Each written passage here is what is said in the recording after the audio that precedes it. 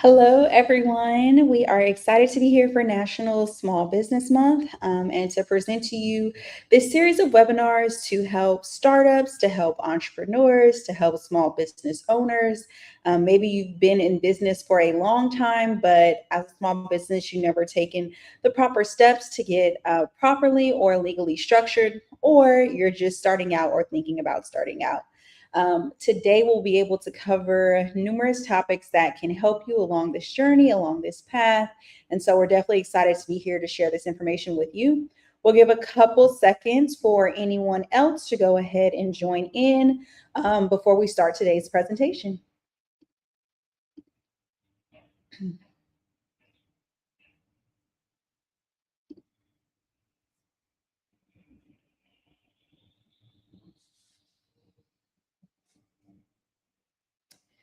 All right, let's go ahead and jump in.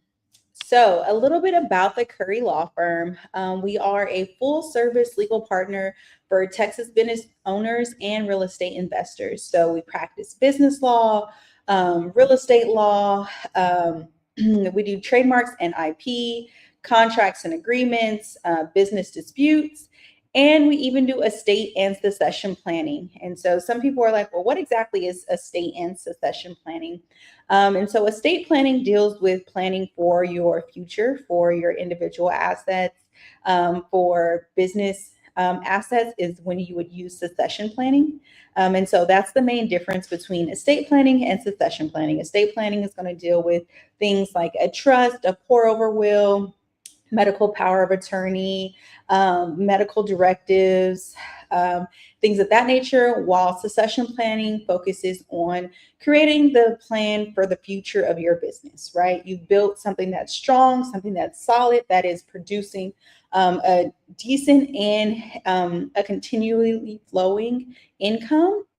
Then that's when you want to have a plan in place, right? Something that can help the business continue to grow. So, under business formations, we handle LLCs, we handle corporation formations. We can also help you determine if you're going to file as an S Corp tax status and get that document filed with the IRS on your behalf. And so we basically structure your business from day one for maximum protection and tax efficiency. When it comes to contracts and agreements, we create custom contracts, operating agreements for your LLCs. We create bylaws for your corporations, contracts for any sort of vendor deals, non disclosure agreements, pretty much any type of general contract that you would need for day to day operation of your business, we create and work with. And every business relationship, we try to make sure is protected in writing. When it comes to trademarks and intellectual property, we work with federal trademark registration and brand protection, enforce it before the USPTO, and in cases that may appear in state or federal court. We also can submit your applications for copyright protection so that you have federal registration with the US Copyright Office.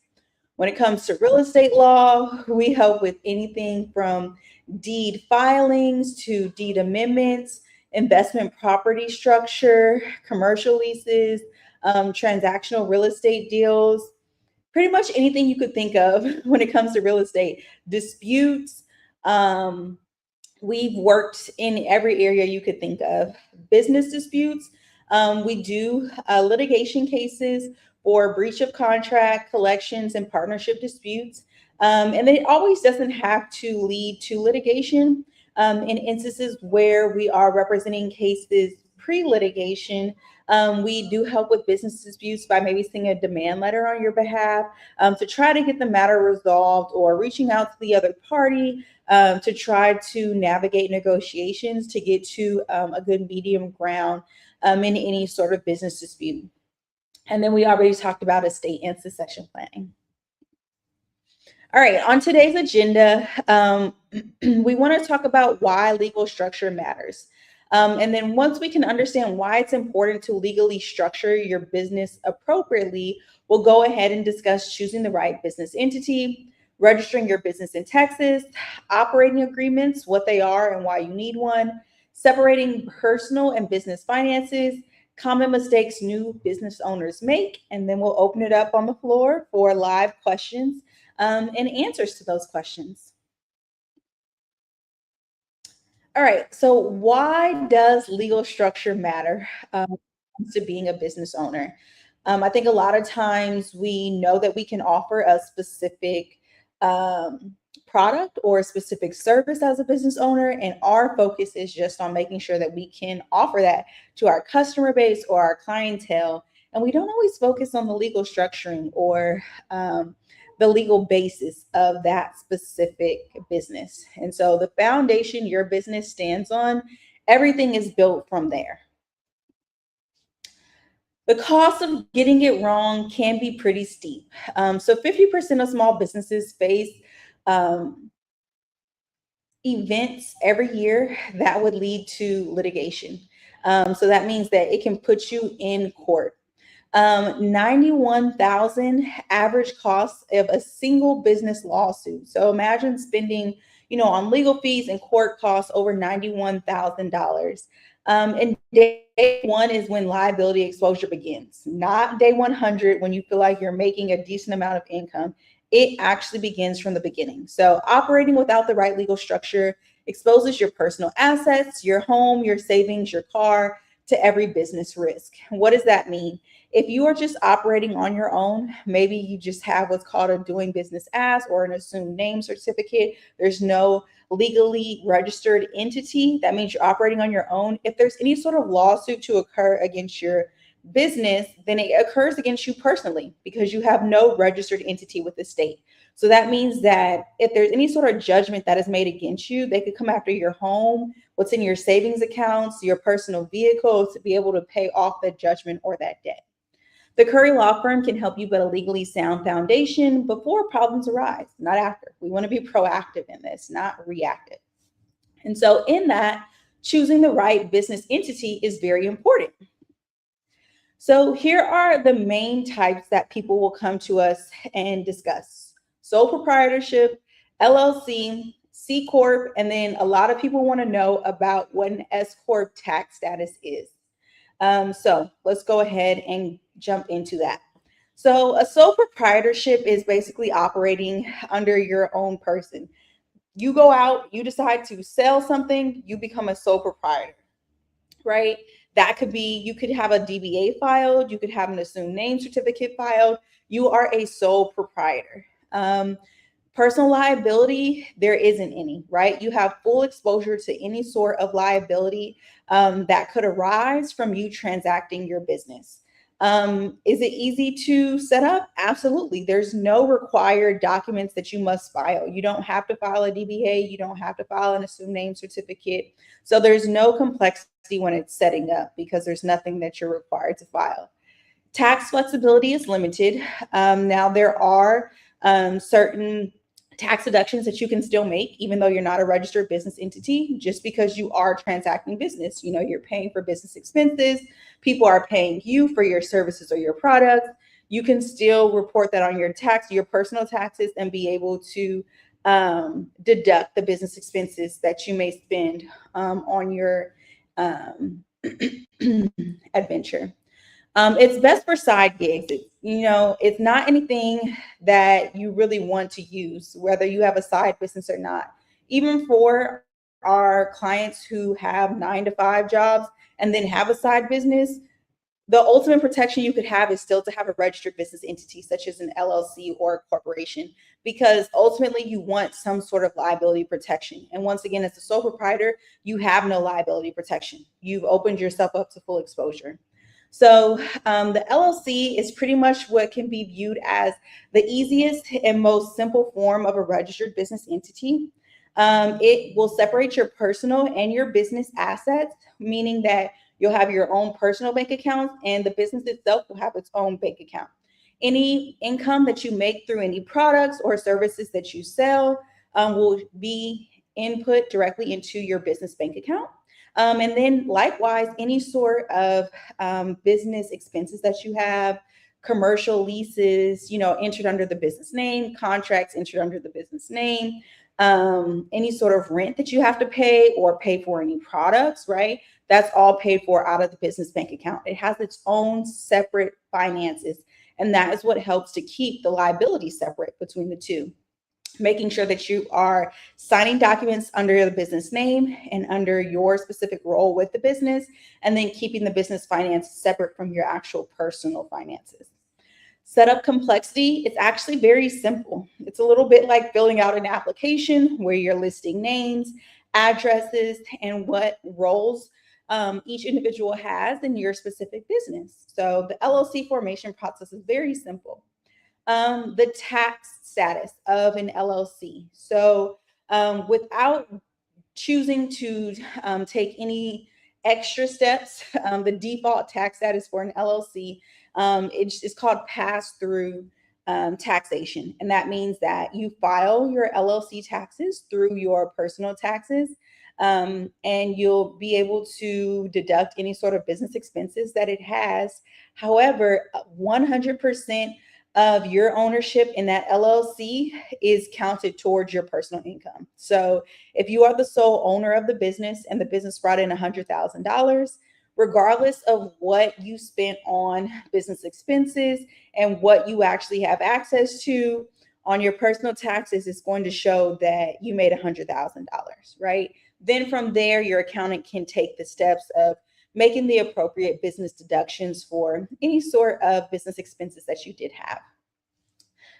Now, when you do have an LLC, you can elect to be taxed differently. If there are 2 or more owners in the LLC, you could be opted to be taxed as a partnership.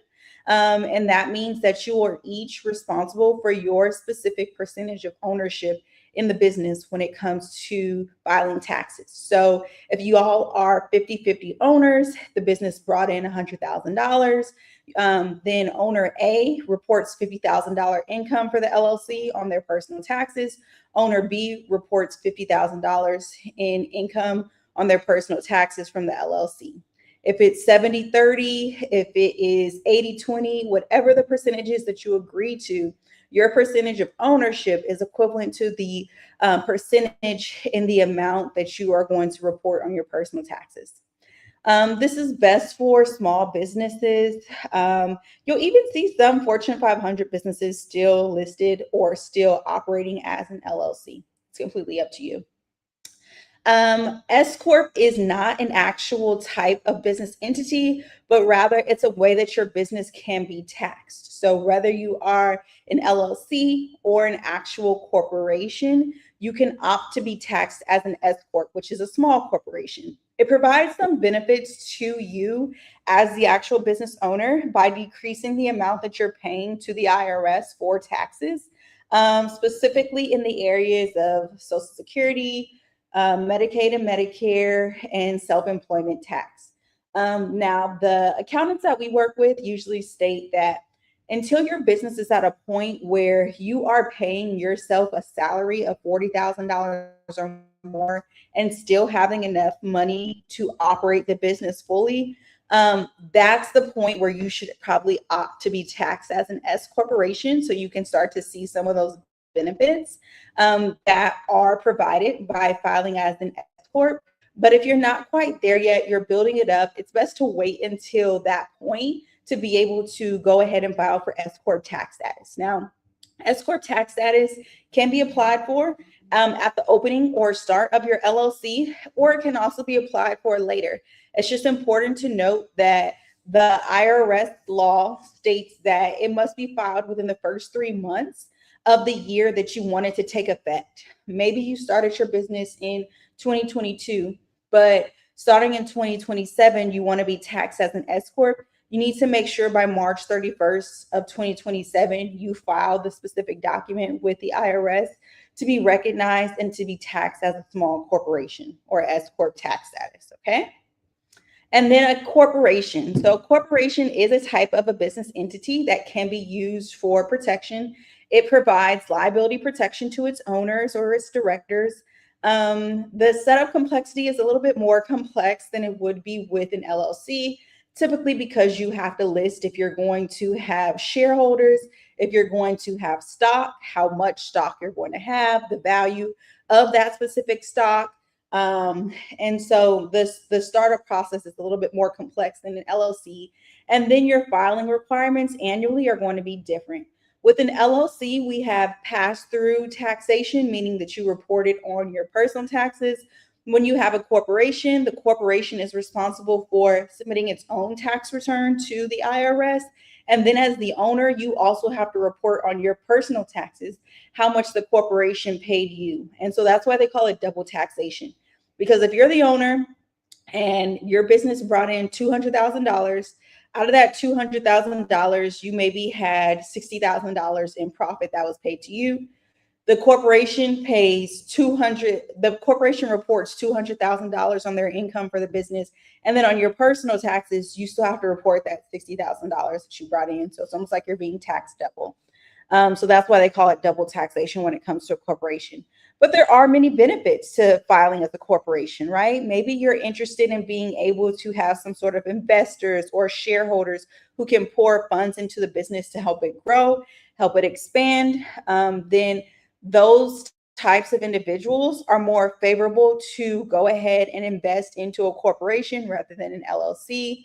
And so there are benefits that it has, such as seeking investors. So those are some of the differences in the types of entities and tax structures that you can choose as a business owner.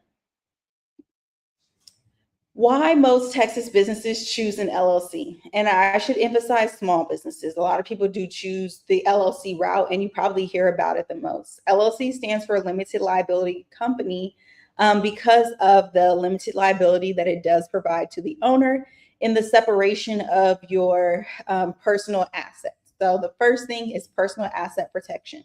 That means that your personal home, car, and savings are shielded from any business debts and lawsuits when you operate correctly as an LLC. And it's important that you do operate correctly. We'll talk about that a little bit further towards the end of the presentation because you want to make sure that you're not breaking that shield of protection.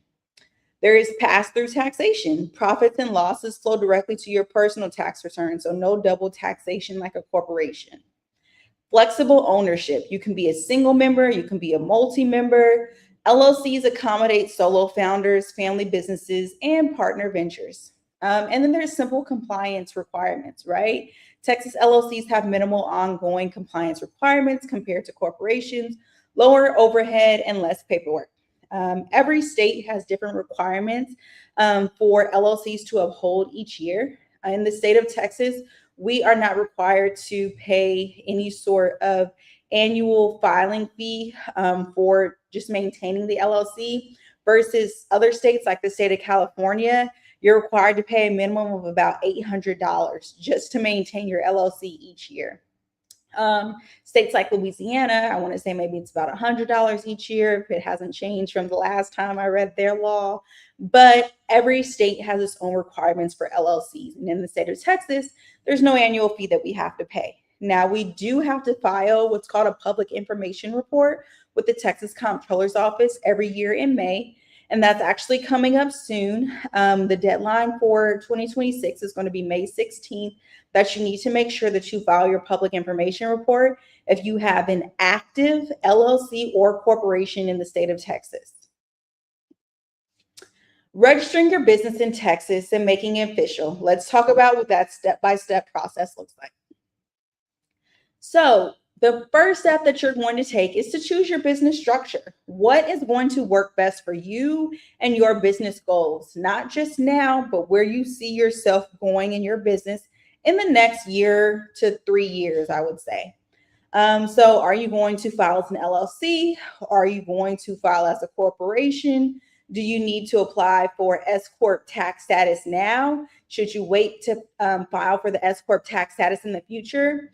That's when you're going to want to speak with an attorney as well as a financial advisor or your accountant, whoever it is that is in charge of filing your taxes and can look at the numbers with you and knows what makes sense for your personal taxes, whether you are going to file for S-Corp tax status now or whether or not you should be filing as a corporation or LLC. The next thing is that you want to consider what fits the goals of the business as well as the risk tolerance. There are some businesses that just open themselves up to more liability than others. And so it may make more sense in that aspect to make sure that you're not just operating as a sole proprietor, but actually as an LLC so that you have that liability protection. Or maybe you're considering having investors or shareholders. And so in that instance, it may be more important for you to operate as a corporation. The next step is that you're going to file with the Texas Secretary of State. The Texas Secretary of State will accept a certificate of formations for LLCs or articles of incorporation if you are forming a corporation and pay the respective filing fee.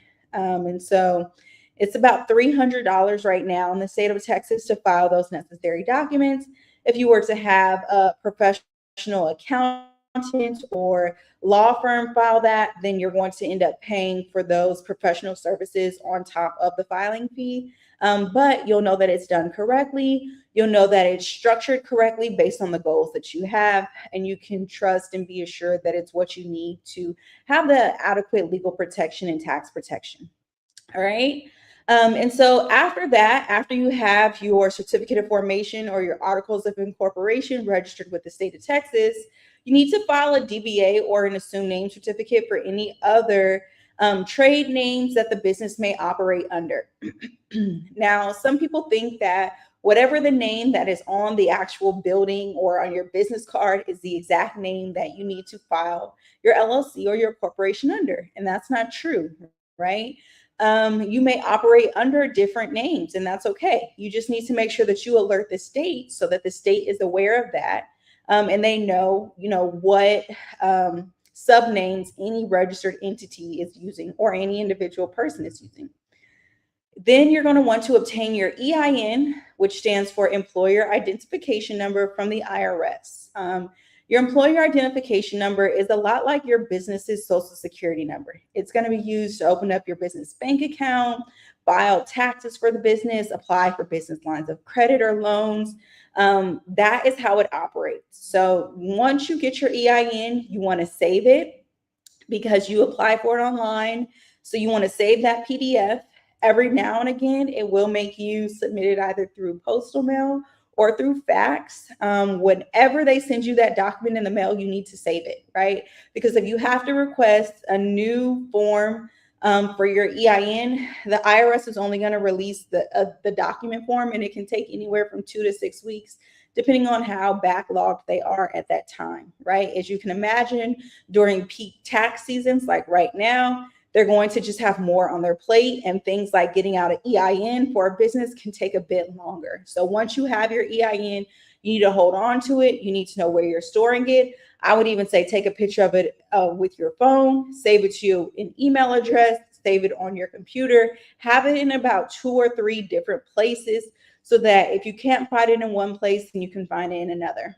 The next step is probably one of the most important steps that people easily forget to take that can actually destroy the protection that an LLC or a corporation is meant to offer, and that's opening a business bank account. Now, I talked about it briefly before, but in order to uphold that liability protection that a LLC or that a corporation offers you as a business owner, you need to make sure that you are separating yourself from the business. That means that when you sign contracts, you are signing as, Marina McLaughlin, owner of ABC LLC or managing partner of ABC LLC. That whoever is seeing you sign it knows that you're signing on behalf of the LLC and not just signing your personal name. And the other thing is that you need to make sure that any sort of income you're receiving for that business goes directly into the business bank account and not into any personal accounts. Even if you plan to transfer the money over to the business bank account later, no, it needs to be deposited directly into the business bank account. And any sort of expenses that are paid for the business need to be paid for out of the business bank account. That way, you can show that at every stage of the business, you intended to be viewed separately as a person from the business itself, right? You don't ever want there to be any sort of commingling of funds where you're using your business bank account to pay for personal expenses like gas or utility bills, or you're using your personal bank account to pay for any business expenses. You want to keep them separate. And the last is that you need to obtain any sort of required licenses or permits for your specific business. So maybe if you run a beauty supply, not a beauty supply, I'm sorry, a beauty salon or a barber shop, there may be specific licenses that you need to obtain from TDLR, Texas Department of Licensing and Regulation, or in your specific profession, there may be something else, some sort of license or permit that you need. And so you need to make sure that you get those, but you can always check your federal, state, or local requirements for your specific industry and location in Texas. Operating agreements, and we'll also talk about some bylaws. So these are the governing documents for your LLCs and your corporations that you really can't afford to skip, and we don't talk about them enough, I don't think. A lot of people usually don't know what exactly an operating agreement is. So let's talk about what it covers. An operating agreement is going to outline ownership percentage and capital contributions. That's one of the most important things. On your LLC or your corporation documents, you may not necessarily have the managing members listed, but in your operating agreement, you will list who the managing members are and specifically outline the ownership percentages that they hold, as well as what the capital contributions are that they're making to the LLC. How decisions are made, such as the voting rights and authority. If there's any sort of business dispute, one of the first questions we ask is there an operating agreement for your LLC? Or are there bylaws for your corporation? Because we need to see what ownership percentages each party has that the dispute is between and what their voting rights are to be able to make decisions on behalf of the business and to see what authority they hold within the business. It also talks about profit and loss distribution among members, what that looks like, what the rules are, what happens when one member wants to leave or to sell. Does that mean that you have to dissolve or close the business? Or does it mean that you may have to buy out that person? What happens upon death, disability, or divorce of the owner or owners? And what is the dispute resolution procedure between members, right? Does it mean that you go straight to filing a litigation case in court? Or does it require you to try to handle any sort of dispute through an alternative dispute resolution method, such as mediation? Without an operating agreement, then the Texas default LLC rules will govern your business, and they rarely match what the members actually intended.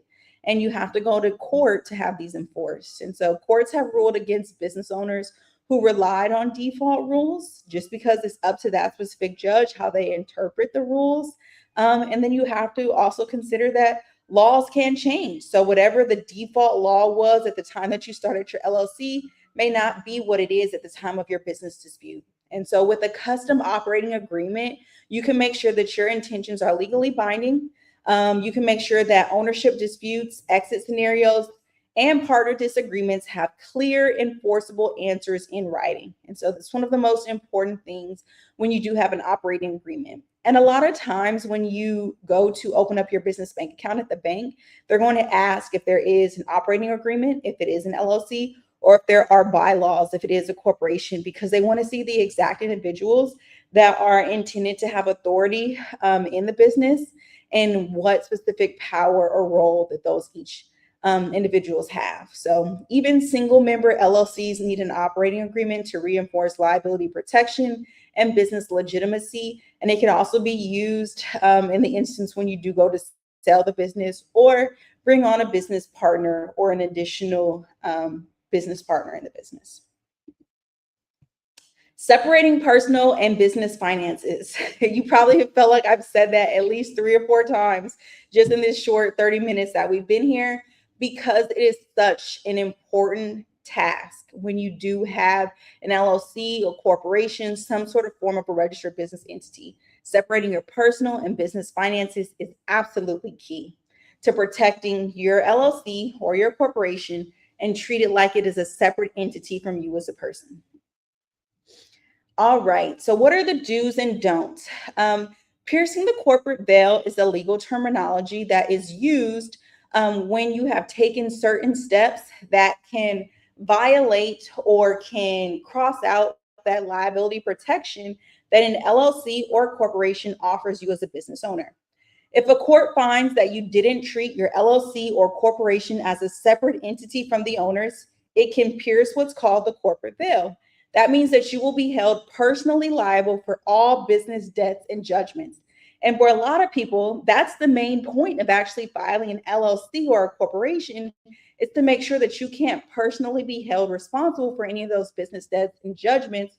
So when you've actually taken steps to pierce that corporate veil, that could be detrimental to you, right? That means that now you're opening up your home to being taken as any sort um, of way to pay off a business debt or a judgment, your personal savings account, your car, things of that nature.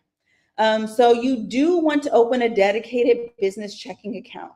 You do want to get a business credit card and use it exclusively for business expenses. You do want to pay yourself a consistent salary or owner's draw, and you want to keep meticulous financial records so that you can always reference them and that you know what you used the deduction for. If there's any sort of like, not deposit, but withdrawal that was taken from your business banking account, or any sort of payment that was made to a vendor, you need to know what it's for. And you need to file your annual reports if it required by your state. Like I said, the state of Texas does not require annual reporting. However, you do have to file a public information report with the Texas Comptroller's Office. And another key piece, in your accountant or your tax preparer will tell you this, is that anytime that you make a business purchase, you need to save your business receipt. Save it. Anytime you make a purchase, you need to save the receipt for your business. And what I've heard people recommend, and I think this is super easy, is just create a simple email address for your business for saving receipts. So maybe the name of your business is ABC LLC, and you create an email address that's abcllc@gmail.com or abcllcreceipts@gmail.com. Anytime that you have a receipt, like especially if it's the kind that are printed out at a store, maybe you have to go to Office Depot or something, take a picture of the receipt with your phone and then immediately send the receipt to that email address.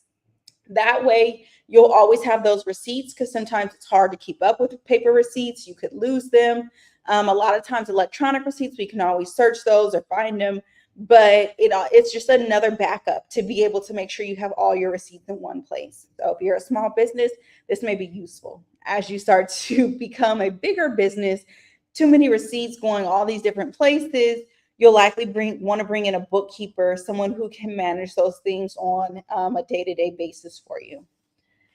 So let's talk about the things that you don't want to do. You don't want to use your personal account for business expenses. You don't want to pay personal bills from your business bank account. You don't want to commingle business and personal receipts. You don't want to use your business funds as a personal piggy bank. When we talked about the dues, we talked about paying yourself a consistent salary or owner's draw.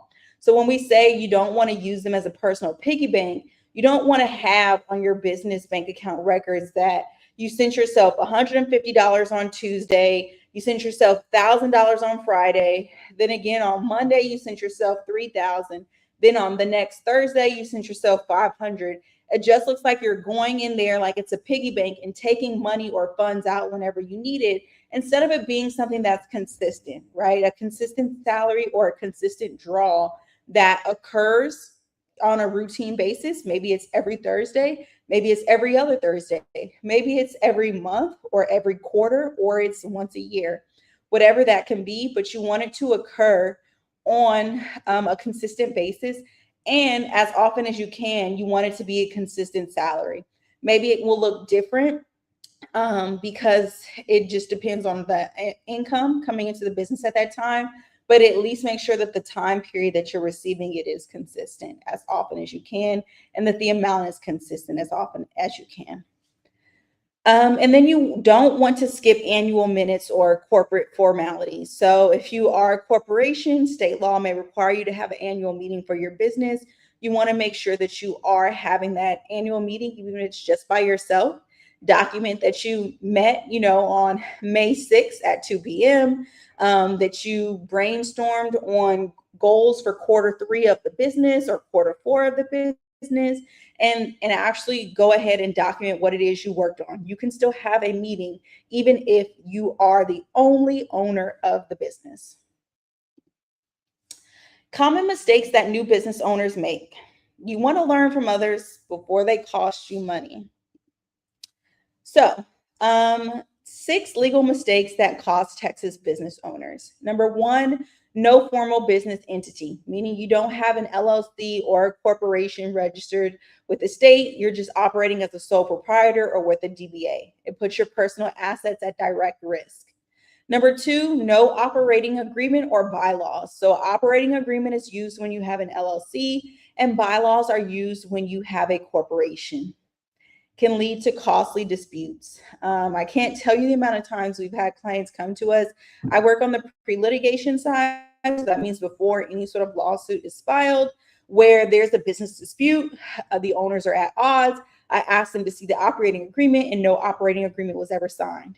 In this instance, I've seen business owners try to pretend that another party was never expected to be considered to be an owner as a business, although they've put in thousands of dollars worth of work or millions of dollars worth of work into a business, built up its actual brand or things of that nature, help create things for the business.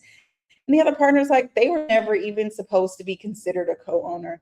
They were just supposed to be considered an employee or an independent contractor of the business. So you want to make sure that your operating agreement is prepared at the time that you start your business, so it can outline who exactly is supposed to be an appropriate owner of the business and in what percentage and what have they contributed to the business. That doesn't necessarily have to be funds. It could be property. It could be clientele. It could be sweat equity. Every sort of contribution to a business can look different. You do not want to mix your personal and business finances. This is a huge mistake that a lot of business owners make. Commingling funds destroys your liability protection and creates an accounting nightmare. No written contracts. Handshake deals are the worst. They create almost unenforceable obligations and leave you with no recourse when things go wrong. And so a lot of times when small businesses come to us, they want us to do an initial just like audit of the business and see what they need legally. And they think that because they've been operating so far, no sort of disputes have ever occurred with the client, that getting a written contract in place for the specific services they offer or products they offer with vendors or purchase from vendors just isn't necessary at this time. It's an added expense that they really shouldn't spend money on. And then rolls around the one client that is causing them headaches, sleepless nights, and loss of thousands of dollars. And that's when they want to go back and say, okay, well, what can we put in writing now? And once again, I say we always want to be proactive and not reactive, right? It's okay if we do have to be reactive, but as often as possible, we want to be proactive and trying to protect you ahead of time with written contracts. We've talked about the fact that LLCs and corporations provide liability protection for the actual business owners, but that still leaves the business, right, at risk of being sued or at risk of having to pay any sort of judgment if there is any sort of lawsuit against them. But a contract is what can actually protect your business from that. If there are certain clauses that you know are in your business that can protect you, and that you can enforce, that can save your business thousands of dollars. It truly can, especially in this generation of chargebacks where you may have to prove that you actually did provide a certain service or what your business's rules are about refunds or about service policies. That can be outlined in a written contract. And if someone does try to make a chargeback against your business, you can provide that to the financial institution as proof, right? So written contracts are very, very helpful. And terms and conditions are forms of contracts, right? Maybe you just have the terms and conditions on your website if you are a product seller, something like that. It can still outline what your policies are and have it in writing. Another costly mistake is skipping trademark registration. We're working with a client now who's had a business for almost 2 decades, almost 20 years, and is being hit with a pretty, I would say, a pretty mind-blowing trademark opposition in the fact that they may have to change complete branding for their business, and they've been around almost 2 decades. And so if you didn't take the steps from the beginning to properly trademark and register your brand, whether that's your business name, your logo, your slogan, it can cost you thousands of dollars in brand confusion in the long run. And not consulting an attorney early. A lot of these mistakes can be avoided by simply having an attorney do a legal audit of your business to let you know where those shortfalls are and what the steps are to get yourself in a good legal protected manner. Everything that we've named does not have to happen all at one time, right? Sometimes we do the legal audit of the business and we set up a plan that lasts a year and a half to actually get this business in proper legal condition, or one that's structurally sound in a legal sense. And that's because they may not have all the funds to get everything together from the beginning, but they are having a basic understanding of what needs to be done and what needs to be done in a timely manner. And if income starts to flow in the business more rapidly and they can afford to move on to the next step sooner, we absolutely advise them to do that.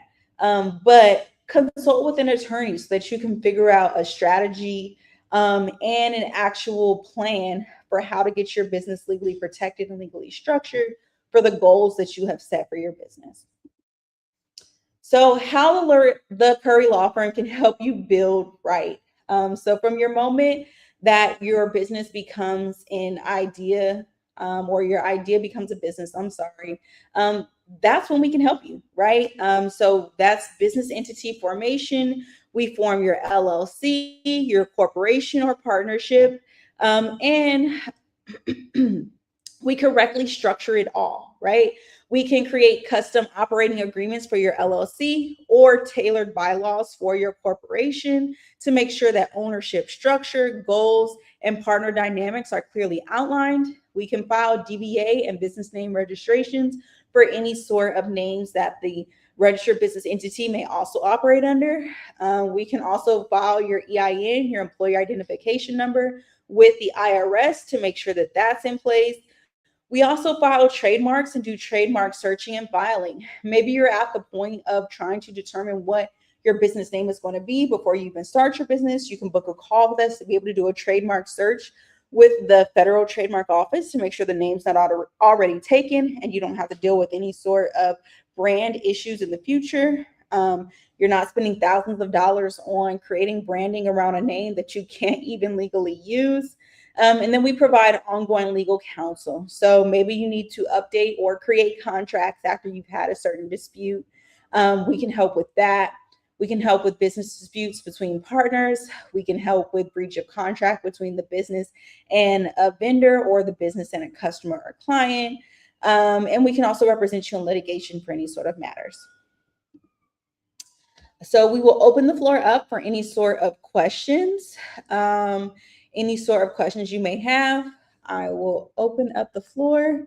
And then I'll also go over some of these commonly asked questions, but you can type any sort of questions in the chat. So which business entity is right for my specific situation? For this, we recommend that you call our office at 713-574-2070, and that you book the call with us to determine what the right business entity is for your specific situation. It's going to be determined based on the types of services or products you offer.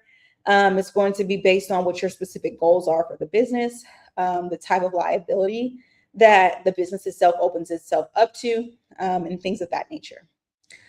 What should my operating agreement include? One of the most important is it should include the type of liability protection that's going to be offered to owners. It should include what happens if there is more than one owner, and the owner wants to leave, the owner dies, or gets a divorce. What are the rules or protocols or procedures that should be followed in those instances? What is the state law that should be followed when it comes to this business? How is the business going to be taxed? Who are the owners and in what percentage? What are the voting powers that individuals have in the business, and who holds what voting powers, right? Maybe there's two owners of a business, but maybe one owner is a Schedule A member, the other owner is a Schedule B member. Their rights and their authority, their voting power may be completely different in the business, and so the operating agreement would outline that. How do I protect my brand name in Texas? So when it comes to protecting a brand name, that is done with a trademark.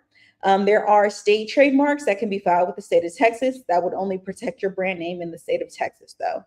A federal trademark, which we touched on a little bit today, that would protect your brand name in all 50 states. So we only file federal trademarks so that you have the protection in all 50 states. But even in that call that you can book with their office, we can do quick searches to see if the name that you are wanting to use is available, or if you need to kind of change routes with your branding to choose something else that isn't already trademarked by another business or company for the same or similar services or products. What are the first legal steps I should take this week? Book a call with the Curry Law Firm. No. When it comes to taking legal steps, a lot of times you really need to think about what your goals are for the business.